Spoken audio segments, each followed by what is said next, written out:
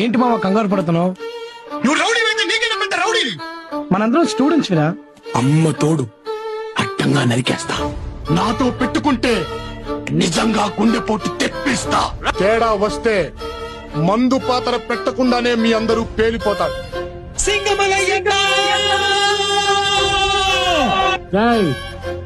మర్యాదగా 2 విషయాలు గుర్తుపెట్టుకోండి. నంబర్ 1, నా ముందు తొడగొడితే తొడ మెడ 2 నరికేస్తా. అడ్డెవడొస్తాడో నేను చూస్తాను. నన్ను నమ్ము.